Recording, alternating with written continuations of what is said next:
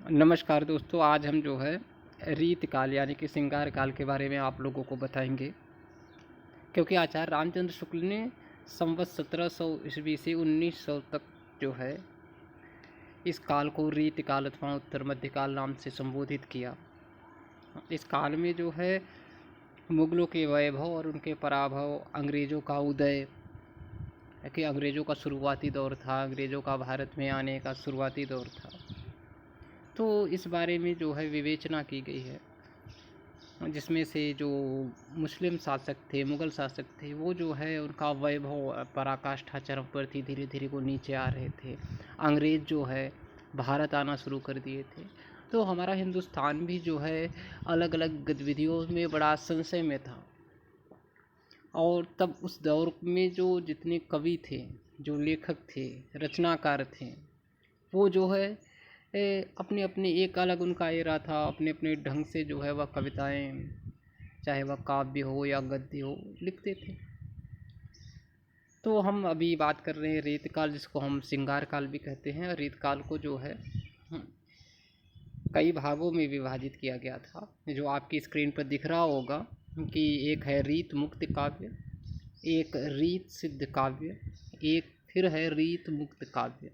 आप लोगों को इसमें कन्फ्यूजन करने की आवश्यकता नहीं है, क्योंकि रीत मुक्त काव्य जो है दो पार्ट में करके चला है। एक है जिसको लक्षणा काव्य कहते हैं और एक स्वच्छंद काव्य कहते हैं। अब लक्षण काव्य का मतलब ये हुआ कि सिर्फ लक्षित करते थे, पर उसको लक्षित करते थे, खुल के लिखना, या चाहे वो मुग़ल शासकों का भय रहा हो या जो अंग्रेज़ों का उदय हो रहा था उनका भय रहा हो, तो लक्षित करते थे, परिलक्षित नहीं करते थे।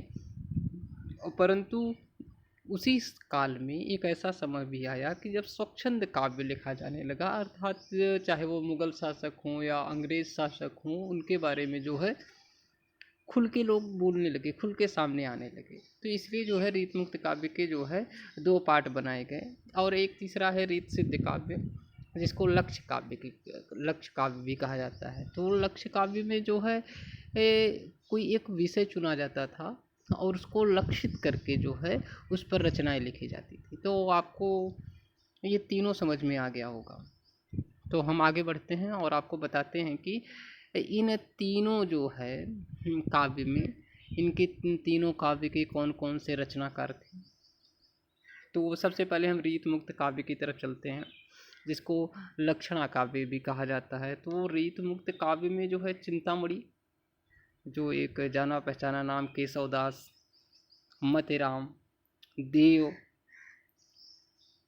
पद्माकर, भिखारी दास, ऐसे जैसे जो है अनेक जो है हुए कवि जो है जो लक्षणा काव्य के अंतर्गत आते हैं। और एक दूसरा हमारे आपको रीत सिद्ध काव्य के, जिसको लक्ष्य काव्य, हमने अभी आपको इसका डेफिनेशन बताया, जिसमें बिहारी जी के अंदर एक खासियत ये भी थी कि वो लक्ष्य काव्य के बड़े प्रभावी जो है लेखक थे। और दूसरे थे रसनिधि, तीसरे नृप शंभु।